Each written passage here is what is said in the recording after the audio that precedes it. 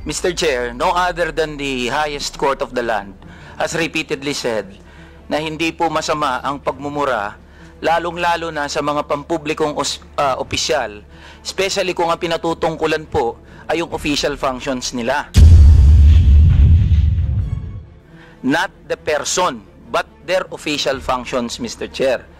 So yun po ang paninindigan, lalong-lalo na po namin bilang mga manggagawa, dahil kahit meron pong TikTok, Facebook o social media, sa komunidad po, yan ang lengguwahe ng mga manggagawa at ordinaryong Pilipino na nagagalit.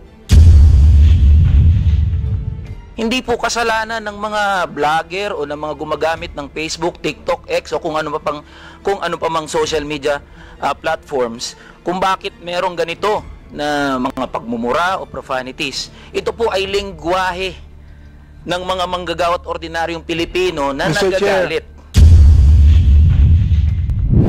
Thank you, Mr. Chair.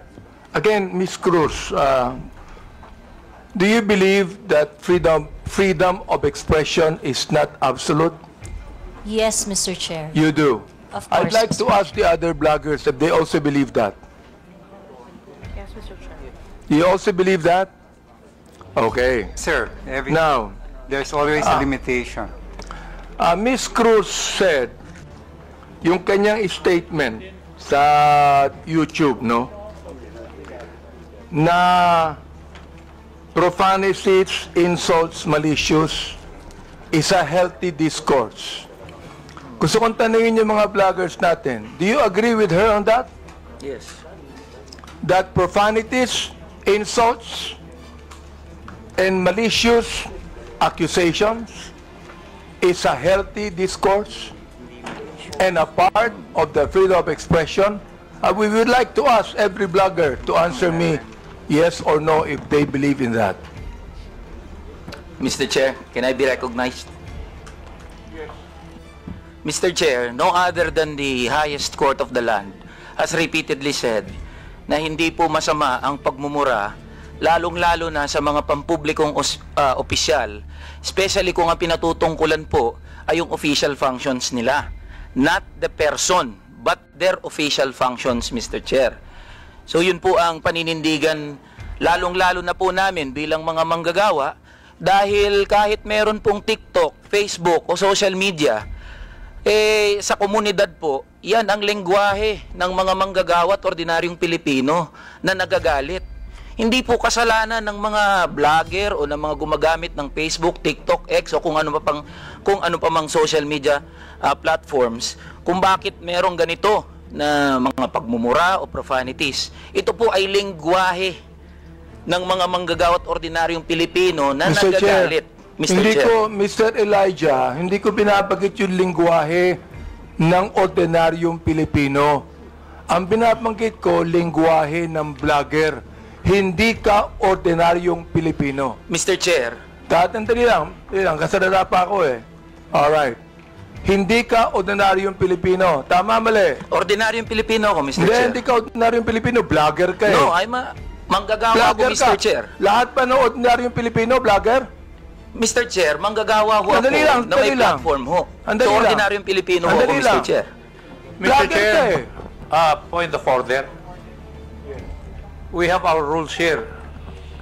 I think the resource person cannot answer without being recognized by the chair. Sorry, Mr. Chair. Okay, to all reminder to all resource persons, let the interpolator finish his line of questioning in his statement, and resource persons can only talk when the chair recognizes them. Okay. Nabanggit mo kanina na yung profanities, yung insult, yung malicious accusation, kung yan ay sinabi sa kanyang, ang tawag doon, functions bilang public official, okay yon. Yung sabi mo, di ba? But not on a personal basis, correct? Yan. Yes, Mr. Chair. Sabihin natin, naniniwala ako dyan. Pero, hindi naman niya sinabi yan sa akin on my public functions, official functions.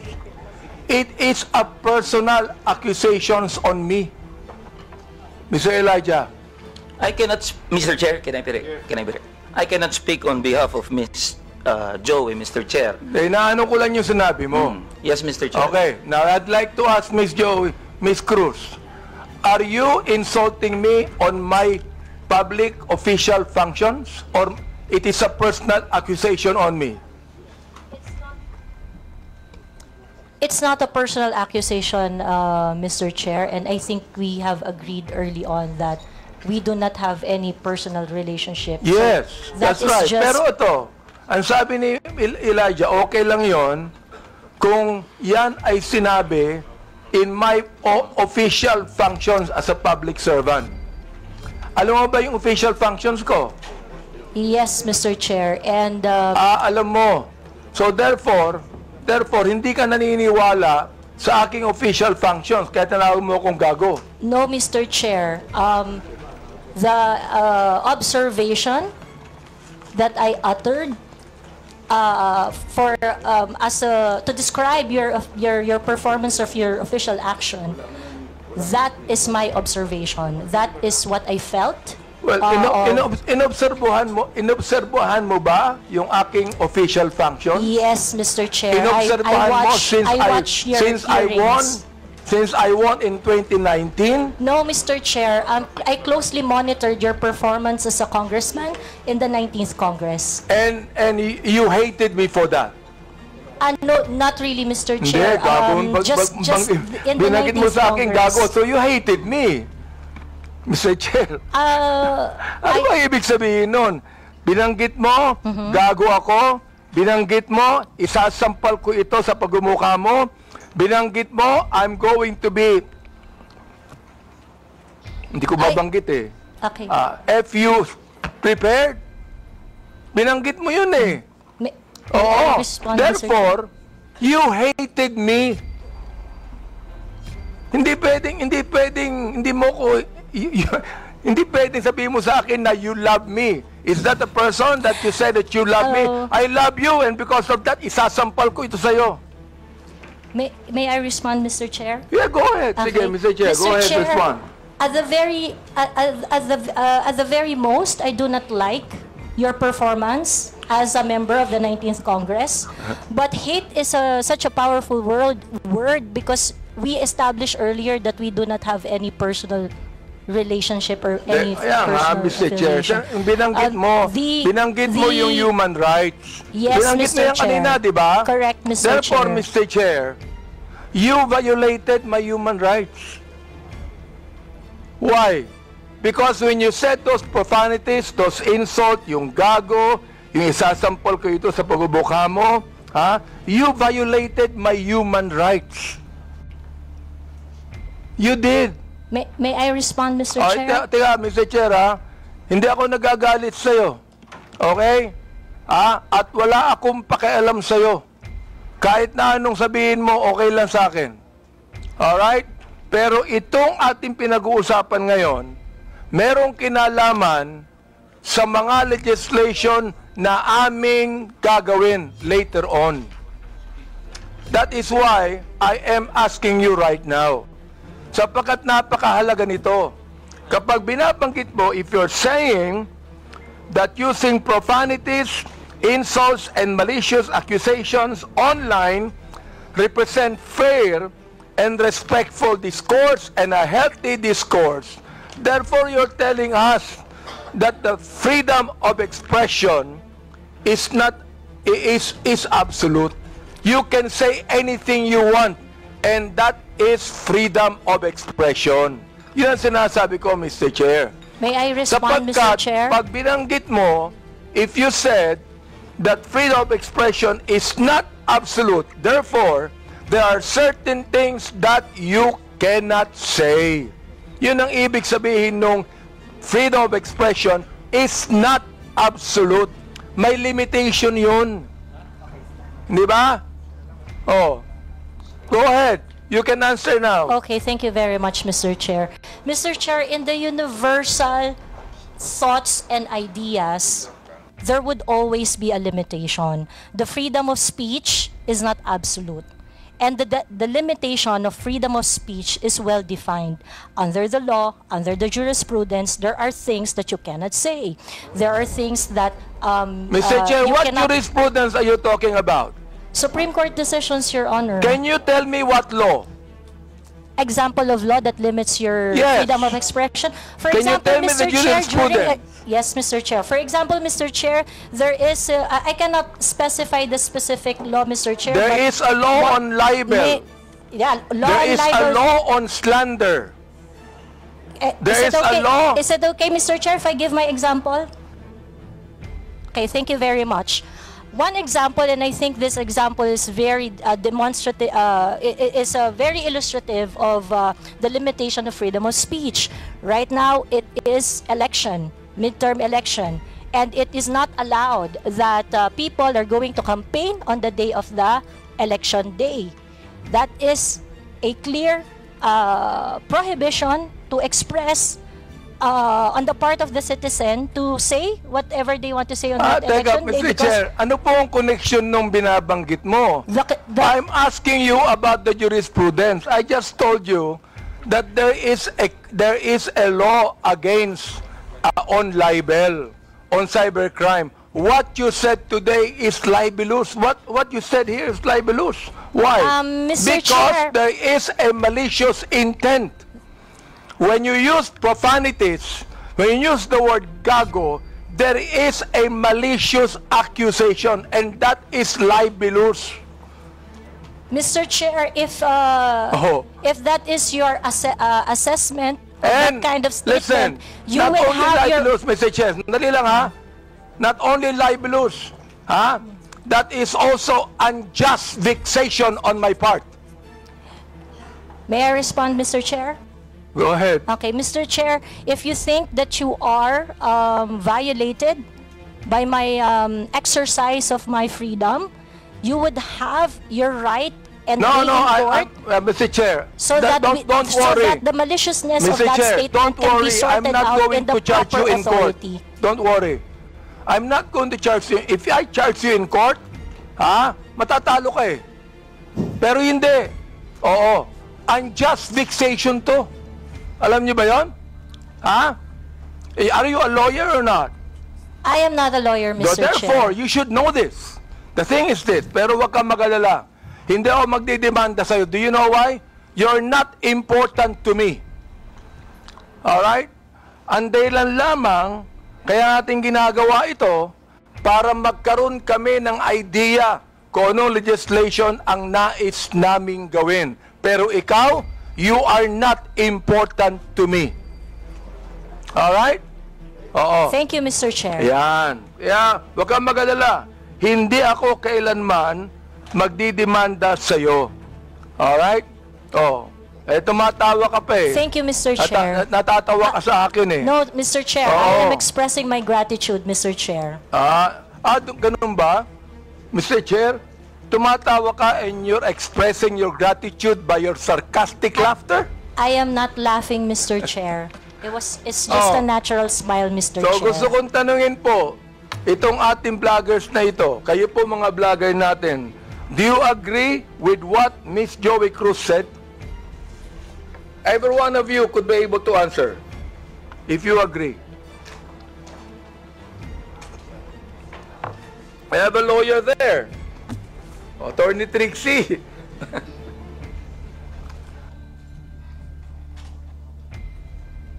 Attorney Trixie, you have the floor. Thank you, Mr. Chair. I disagree with Ms. Joey. I believe that there is, instead of a limitation on the freedom of speech, I believe that speech is either protected or not protected. Thank you very much. Those that are covered by the law, such as the law on inciting to terrorism, inciting to rebellion, and so on, are unprotected speech. And those that are not covered by any limitations by the law are protected speech. The Supreme Court has said that expressions of frustration are protected speech. And therefore, although we differ, Ms. Joey and I, on the approach to the problem, we agree on the solution. Okay, let me ask the other bloggers that we have. Each of you could be able to answer and tell me if you agree with Ms. Cruz on that. Your Honor, Mr. Chair, I am Dr. Mata. I'm a bit forgiving on those things sometimes, Mr. Chair, because sometimes people are so expressive that we tend to say things. And I could cite, Mr. Chair, your example on the last hearing. You mentioned something as well. I won't mention it now, but you said it's something, but I know it was withdrawn as well. So there's no, I'm not affected by what you said, because sometimes you're just, you know, in your emotions, you tend to say things, which you said, TANGA, but it's okay, Your Honor. Mr. Chair, let me answer that, no? When I say TANGA, binalik ko lang sa kanya eh. Siya ang unang nagsabi. Siya ang unang nagsabi. Para bang pinukulo ka ng balisong, nasa lubo yung balisong, binalik mo sa kanya. Kaya ako binanggit. Hindi ako ang unang nagsabi. Ang unang nagsabi, yung vlogger mismo. Ibinalik ko lamang sa kanya.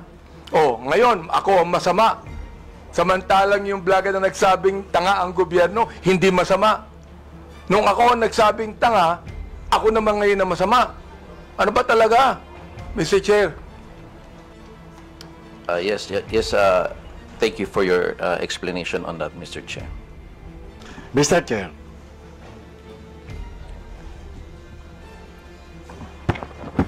Yes, was that, Mr. Chair. Mr. Morales, please proceed. Yes, sir. Doon sa kay Miss Joey Cruz, ang ko lang, bilang isang dating tauhan ng gobyerno, wag lang sana tayong magpakita ng anumang kagaspangan para hindi tayo napapansin ng publiko. Yun lang po. Ano yung sabihin? Huwag lang magpakita ng kagaspangan para hindi makita ng publiko. Yes, Your Honor, Mr. Chairman. Yun lang po. Kasi kung magpapakita tayo ng kagaspangan at makikita ng publiko yung hindi na ayon na kilos ng isang public official, talagang makikita po tayo. At yung mapapansin ng publiko. Huwag naman sana tayong masasaktan. Sinong tinutukoy mo, Mr. Chair? Your Honor, yun pong mga gumagawa ng kagaspangan. Yun po yun. Sino nga yung tinutukoy mo? Aba, hindi ko po alam. Siguro po, maaaring kayo po, Your Honor, mawalang galang na po, nasa inyo po yun kung sino po yung mapapatungkulan nun. Mr. Chair, ano ba yung kagaspangan na narinig mo? Sino nagsabi ng kagaspangan? Your Honor, ito po bilang isang dating tauhan ng gobyerno. Nagiging maingat dapat ang isang tauhan ng gobyerno habang siya ay nanunungkulan. Katulad ng pagnanakaw, pag-aabuso sa tungkulin, pagmamalabis. Yan po yung isa sa mga dapat na tinitingnan natin. At kung tayo man ay tauhan ng gobyerno, dapat ginagampanan natin ng buong husay, buong giting, tulad ng mga alagad ng batas na handang ialay ang sarili niyang buhay para lamang doon sa sinumpaang tungkulin. Mr. Chairman. Mr. Chair, tama yung binanggit ni Mr. Morales tama Pero ang tinatanong ko sa iyo, nag-a-agree ka ba sa sinabi ni Miss Cruz? Saang particular, Your Honor, Mr. Chairman po? Hindi ka pa na nakikinig sa akin Bira naman buhay ito. Pagpaumanhin niyo po, Your Honor, at nangati po yung aking binti, maaring hindi ko po wala kang napansin. karapatang magsalita kung hindi mo narinig lahat ng mga sinabi. Iyon pong narinig ko. Very clear po. akong narinig. Very clear, Mr. Chair, ang sinabi ko. Kanina, pinag-uusapan natin yung lahat ng mga binanggit ni Miss Cruz. And I'm asking you now, kayong mga vlogger. Oo. Mga objective naman kayo, di ba? Ano ang palagay nyo rito? Palagay nyo ba na itong malicious, ito ulitin ko para malaman mo, itong malicious, profanities, at insults, accusation na ibinigay po ni Ms. Cruz, ay kasama po yan sa tinatawag nating protected discourse o kaya naman healthy discourse or freedom of expression. Yun po pinoprotektahan ng batas. Ito po yung pong opinion o saloobin ng isang mamamayang Pilipino patungkol doon po sa pagkukulang ng isang public officer. Yun po hindi pinoprotektahan ng batas. Ito po yung pag-iingganyo ng paggawa ng illegal o labag sa batas. Yung pagkukulang, Mr. Chair, ay kung walang ginawang illegal, may karapatan ba siya? Kung walang ginawang illegal, Your Honor? Depende po Depende po sa napapansin at kung po sa nagbibigay ng opinion, Your Honor. Miss Joey, meron po ba akong ginawang illegal? Meron po ba? Nothing that I said in my Yun, mouth. wala akong ginawang illegal. Meron ba akong ginawang immoral? There are things that I may not agree. You because may of not agree, differences. that's fine Yeah, with me. Yeah. Pero ang tinatanong ko, meron ba akong ginawang immoral? Differences I in agree values, that there Your are Honor. some things that you do not agree. Okay lang yun sa Differences in akin. values, Your Honor. Di ba? Pero wala akong ginawang immoral o illegal. You said that yourself. So therefore, anong ibig sabihin ng profanities, insults, and malicious accusations you gave to me? Yun ang tinatanong ko. May I answer, Your Honor? Yes, go ahead. Okay. First of all, Your Honor, I would just like to take exception once again that I never agreed to anything, any statement that is malicious as part of freedom of speech. It's not. What I said are not malicious. Those are observation on my end, and the profanity is part of part of my expression of discontentment, disgust, because my expectation for a public officer is not Therefore, met. Mr. Chair, when you're saying that a public official who is not doing anything illegal or immoral, and you said something malicious, insult and profanities, Again, that is your observation. And you have the right to say that. Again, Mr. Chair, I am taking exception on the malicious statement. My statements are not malicious because my statements are always pertaining to the exercise of the public duty of the officer I am responding to. So therefore, when you said reacting to. gago, that is not malicious. That is not malicious, Mr. Chair. Okay. That is not malicious, Yes, Mr. Chair. Oo. Pero ako, Miss Cruz, kahit kailan, hindi naman kita kilala, hindi ko alam ang ginagawa mo, wala akong karapatang tawagin kitang gago. And I respect your opinion, Mr. Chair. Not my opinion. That is my belief. I Iba yung respect your opinion, belief, Mr. iba Chair. yung belief. Okay. I'd like to ask the other vlogger if they agree with Miss Joey on that. Una po, I agree po na this is not malicious kasi na-establish na po na hindi po namin kayo kilala personally. And kung sabihin namin mahal namin kayo, it is because of your work as public official. Hindi po ibig sabihin mahal po namin kayo bilang kung ano pa man, malisyoso. And when we say we don't like what you are doing, it is also not malicious. It pertains to your job as a government official. So I think magkaiba din po kasi yung sukatan sa public official and also private citizen. So, I think it's important for us to understand the difference of and the limitation doon sa public official and sa private citizen. And I agree po. Lahat po ng sinasabi namin sa inyo, because we don't know you personally, are not malicious. It's not personal. It's about your job lang po. Sometimes, Mr. Chair, I'm not onion skinned.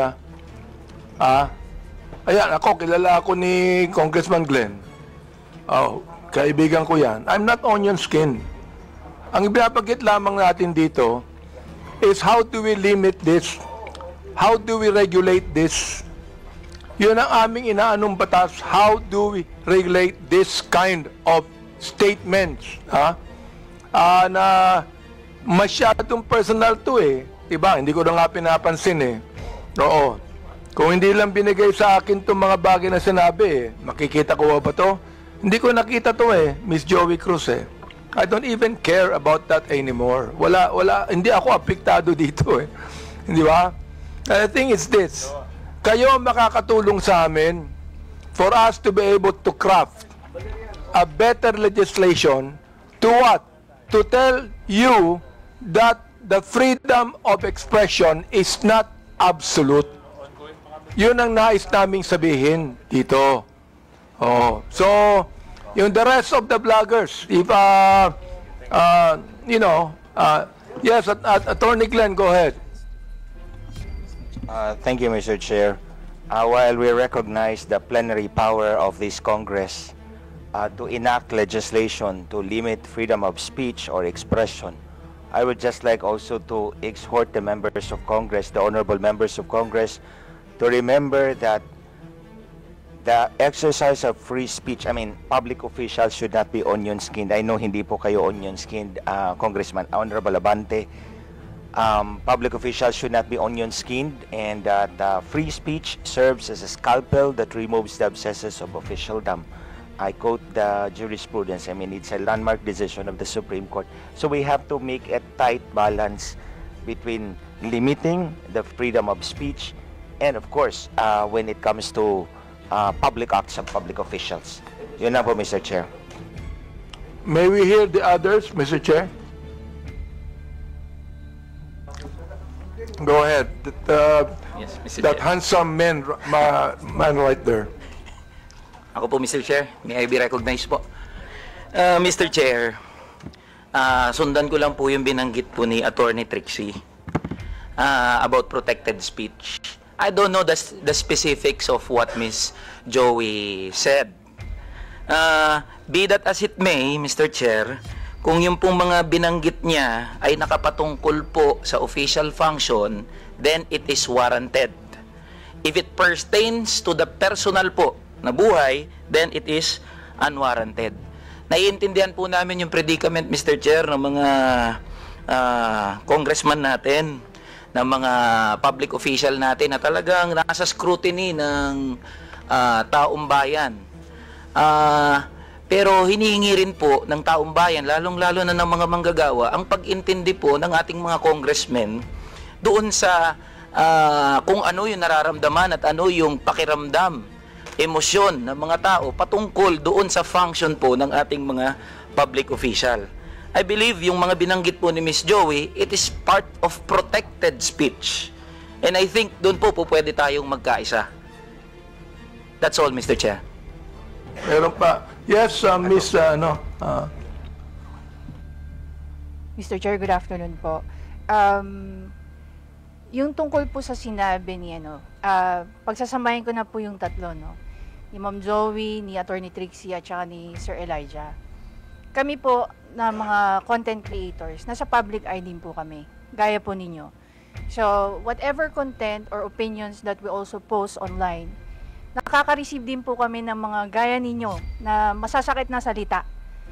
Kaya naiintindihan po namin kung saan din kayo nanggagaling. However, ang difference lang po natin, ang atake sa amin personal, ang atake po sa inyo, on your official function.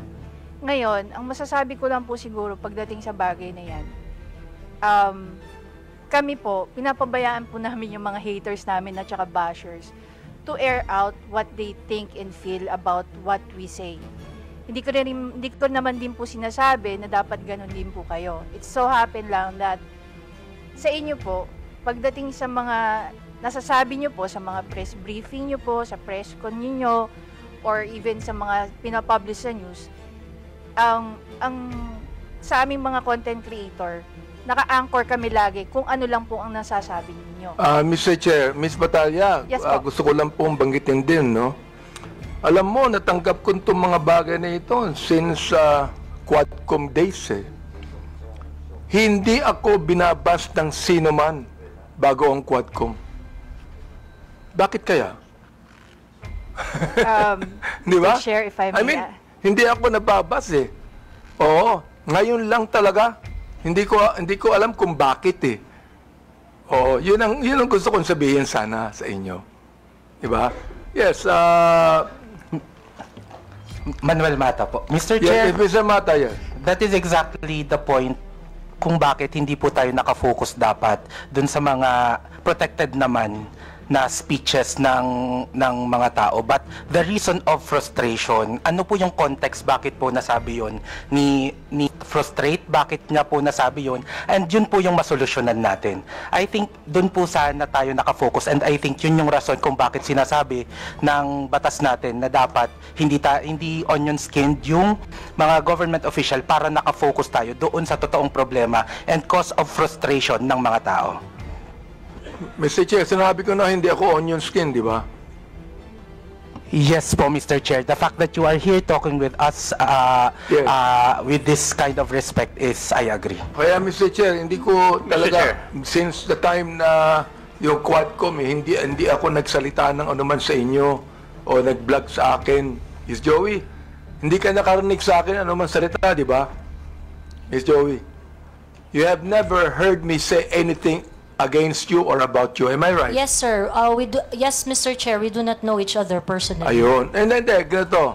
I have never said anything about you, nor anything that you have said against me. Am I right? Sorry, Mr. Chair? I have never said anything about you or anything against you, even if you said something against me. Am I right? That is correct, Mr. Chair. Yun. Yun ang gusto kong sabihin sa inyo. I'd like to give way to my good friend, Congressman Acop.